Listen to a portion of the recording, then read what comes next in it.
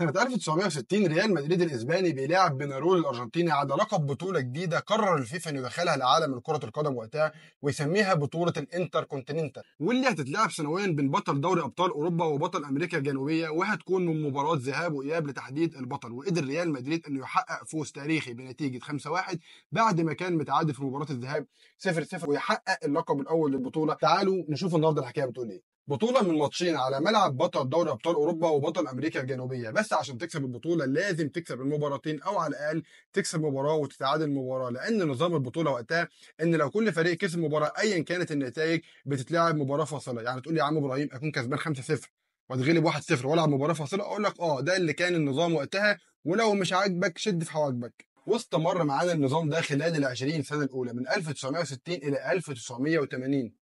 لكن يا عزيزي البطوله دي ما كانتش محببه قوي لفرق اوروبا، وياما اعترضوا عليها بسبب العنف الشديد من الفرق اللي جايه من امريكا الجنوبيه خاصه الارجنتين والاوروجواي. وطبعا اكيد الانطباع اللي جه في دماغ حضرتك دلوقتي ان هو يا عم ده يمكن لعيبه فرافير ولا حاجه، يعني ايه اكون مش حابب بطوله عشان الفرقه التانيه بتلعب ناشفه او بتلعب جامد، اللي هو ما تسترجل يا ابني انت وهو. وبامانه ده الانطباع اللي جه في دماغي وانا بحضر الحلقه برضو لحد ما وصلت لسنه 1969، والبطوله هتجمع السنه دي بين اي سي ميلان الايطالي واوستوديانتوس الارجنتيني. واتلعبت مباراة الذهاب في ايطاليا وانتهت بفوز ميلان بنتيجة 3-0 عادي، والمفروض ان احنا هنسافر الارجنتين عشان نلعب مباراة العودة. والحقيقة ان المباراة كانت اشبه بالمعركة، وانتهت المباراة خرج ميلان من المباراة بلاعب عنده كسر في الجمجمة ولاعب عنده كسر في الفك، وخرج اوستوديانتوس من المباراة بثلاث لاعبين تم سجنهم وتم الحكم عليهم بتهمة التعدي على لاعبي ميلان، بالاضافة للاعب تم ايقافه مدى الحياة عن ممارسة نشاط كرة القدم، ولاعب تاني تم ايقافه لمده 5 سنين عن ممارسه كره القدم. والظاهر كده ان اعتراضات لاعبي اوروبا كانت في محلها، والظاهر اكتر ان انا وحضرتك كنا ظالمين لاعبي اوروبا، وان فعلا لاعبي امريكا الجنوبيه كانوا بيلعبوا بعنف شديد مبالغ فيه. وبرغم فوز استوديانتوس بنتيجه 2-1 الا ان الفيفا اعتمد فوز اي سي ميلان بالبطوله.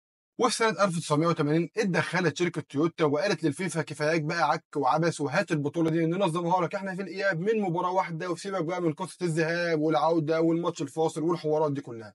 هو مين اللي دخل وقال؟ شركة تويوتا. شركة تويوتا بتاعت تويوتا كورولا وتويوتا كامري والحاجات دي بتاع السيارات. طب ازاي؟ عشان هم يابانيين.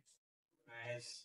وبالفعل وافقت الفيفا على مقترح شركة تويوتا واتنقلت البطولة عشان تتلعب من مباراة واحدة في اليابان من سنة 1980 إلى سنة 2004. واللي بيكسب البطولة مش بس بياخد كأس الانتركونتيننتال، ده بياخد عليه كأس هدية مقدمة من شركة تويوتا. ولعلك تدرك يا عزيزي المشاهد مدى التهميش من قبل الفيفا لقارات زي أفريقيا وآسيا وأمريكا الشمالية وحتى أكيونيسيا، وكأن ما لهمش الحق إنهم ينافسوا على بطولة من تنظيم الفيفا. لكن الحمد لله واخيرا سنه 2000 صحي ضمير الفيفا وقال لك هات يا عم الفرق الممثله عن بقيه القارات دي تلعب معانا في البطوله، وقرروا ان هم ينظموا كاس العالم للانديه بالشكل الجديد والمعروف، وهتكون البطوله من 8 فرق وهتتلعب في البرازيل. وبالفعل اقيمت البطوله في البرازيل وتوج بيها نادي كورنثيانز البرازيلي. بعد ما انتهت البطوله الاولى وكنا في الاستعداد للنسخه الثانيه بتحصل صدمه كبيره لجماهير الزمالك المصري. الزمالك المصري.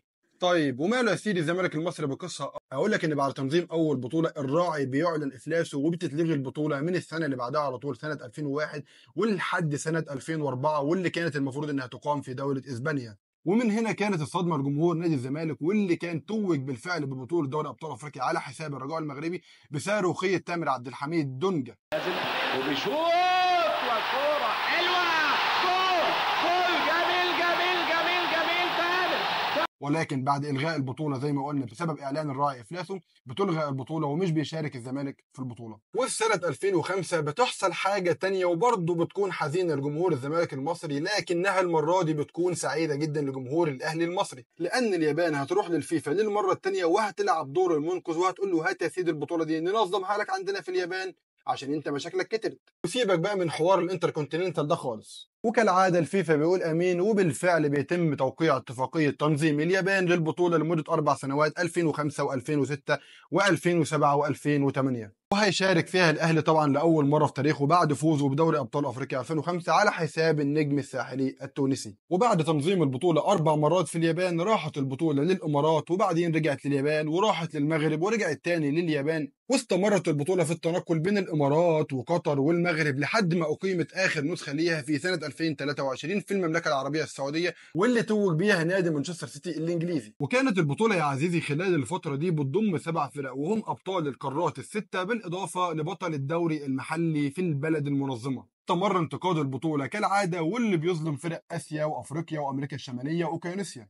الوقت اللي بيجي فيه بطل دوري ابطال اوروبا وبطل امريكا الجنوبيه يلعبوا ماتشين نص نهائي ونهائي، وواحد منهم يكسب البطوله ويكوشوا على كل الجوائز الفرديه والجماعيه والفلوس ويسافروا. وده واضح جدا في سجل الفايزين بالبطوله، سواء كان كاس العالم للانديه او اللي كان اسمها زمان الانتر كونتيننتال.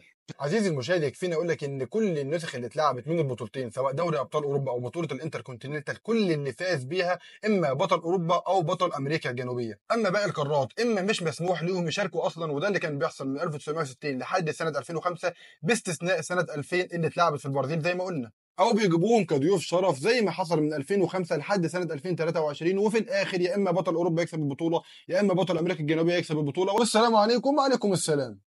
وبسبب استمرار انتقاد البطولة في ديسمبر 2022 بيصحى ضمير الفيفا أكتر وأكتر، وبيقرر تصحيح الأوضاع وتعديل نظام البطولة للمرة الثانية علشان تكون من 32 فريق وتتلعب كل 4 سنين بنفس نظام كأس العالم للمنتخبات. وهتتلعب النسخة الأولى منها في أمريكا في يونيو سنة 2025 وبجوائز مالية ضخمة جدا جدا.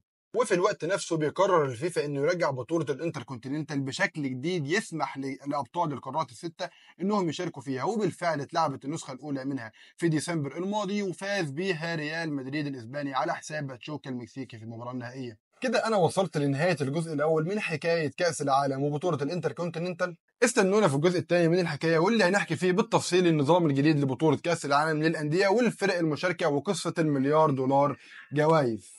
وينزل بالتتر يا ابني.